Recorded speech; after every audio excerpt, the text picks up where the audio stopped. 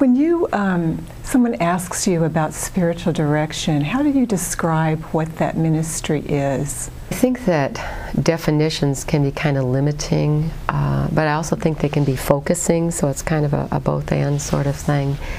I usually start by saying that I'm not comfortable with the term spiritual director or spiritual direction.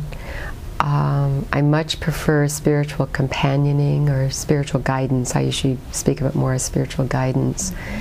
If I did have to give a definition to what I think spiritual direction is, I think I would say it's being a generous listener, with another person, and being a generous listener in really trying to hear their journey with the Holy One, and not get in the way.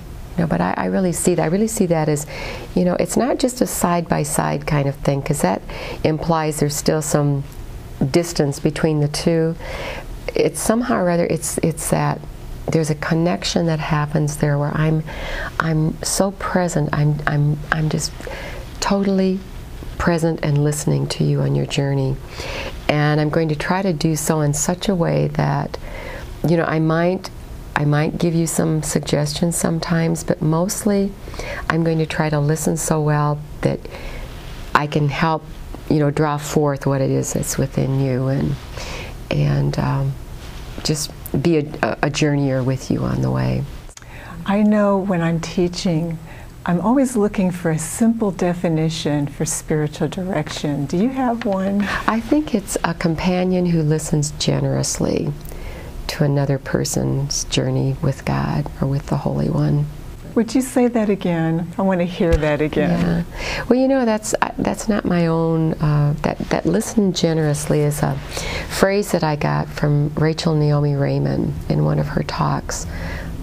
Her books, Kitchen Table Spirituality is one of them. She talks about, she works with physicians, and she talks about teaching physicians to listen generously to their patients. And what she means by that is kind of what you said before, is listening to body, mind, and spirit, not just for a physician what's going on with the body, but what's going on in another layer, another level. What might be influencing the body's response. What's the person thinking? What's their attitude toward life, and where's the stress level and that kind of thing. But for a physician to take time to do that, I think certainly a spiritual guide would be taking time to do that. And I do find that when I really listen generously and openly to the directee, that oftentimes what's being said isn't what's really being said at all. That there's another layer, and then there's another layer, and there's another layer underneath all of that. And it might be by a question I'll ask, or even just a little feedback that, the directee will say, well, no, that's not really what I meant. Or, oh, well, that makes me think of, and then and many times they'll go to another layer that's there. And sometimes that won't happen, for, as you well know, for 6 months, a year or more, maybe longer than that. But I'm very intuitive, and I have a good sense of when I think there's something else going on. And that helps me to listen generously. The drawback to that, or the downside to that, is I think directors that are intuitive also can rush their directees too much. Because I think an intuitive person has a good sense of where they think that person's going to go, or could go, or maybe wants them to go. And that's, I think, when we get in the way of spirit, because I have to pull back my intuitions then and allow that person to take their journey. I certainly can do some guiding there, but who am I to say where that person really needs to be in their journey with the Holy One? As I'm listening to you, I'm struck with how maybe countercultural it is for one to really deeply listen to another. Oh, I think so, and our culture, doesn't our culture really, with all our white noise and everything we have, loud noise and white noise, but I think we're just used to passing people by, aren't we, without paying any attention. And I think of, like, even in the supermarket or something, not just the people in the aisles, but even the clerk, someone that's waiting on us, and it's sort of like I'm not even attentive to that person many times. Or in a restaurant, this person that waits on your table, can we even remember what they look like sometimes when we're finished eating? You know, they're just there with us. And so I think it is very countercultural to listen deeply. I think another countercultural part of that is we're a very I-oriented society. And it seems to me that everything always comes back to the self. At least we want it to come back to the self. And so to be totally interested in another person and to take the focus off of me and really let it be with that other person is also part of that countercultural dimension, I think. Yes. So, what nourishes you to help you do the work you do? One of the really big things that nourishes me is my daily meditation. If I do not allow space for my daily meditation time, I feel like I really suffer because of it.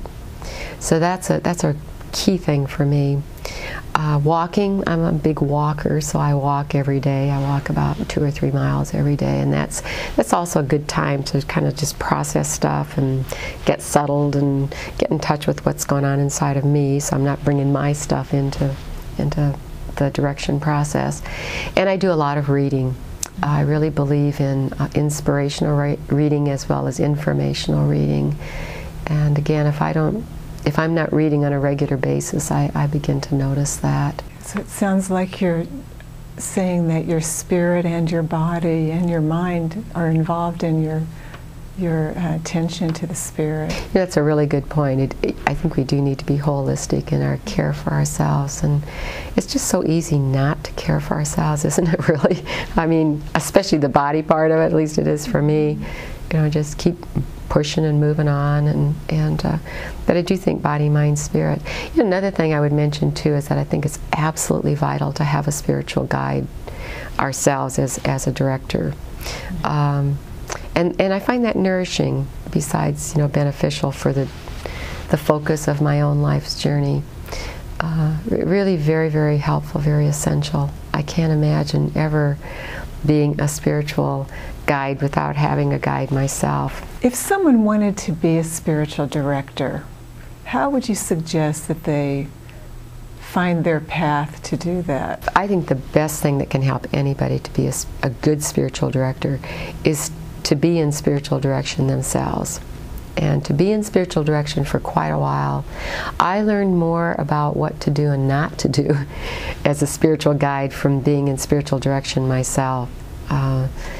And like I say, both a plus and a minus in that regard. So I think that's one of the first things. I think another one is, and I've often heard this said, and I think there's a lot of truth to it, if people start coming to someone to talk, or they're getting phone calls saying, you know, would you be open to, you know, accompanying me as a spiritual director or whatever, I think that's a sign, you know, of possibility. I think good theology, good spirituality, good maybe isn't the right word, maybe healthy spirituality, theology, psychology, I think all three of those are real vital, that a person needs to have a pretty good background in that. Now, having said all of that, I think there are some people that are so, I think they're just such a natural spiritual guide that they might not, all of that might not, might not be a part of them. I'm just thinking that, you know, if I found someone, a little old lady in a neighborhood who I felt had a lot of wisdom, maybe just a lot of natural, faith-filled wisdom, I'd be real comfortable having that person be my spiritual guide. You know, I really would. On the other hand, I think it's really extremely valuable for people to be trained in spiritual direction. But there's always got to be an exception to that. I don't want us to get so boxed in that we think only these people are the ones that kind of have this ability to be a companion with someone else.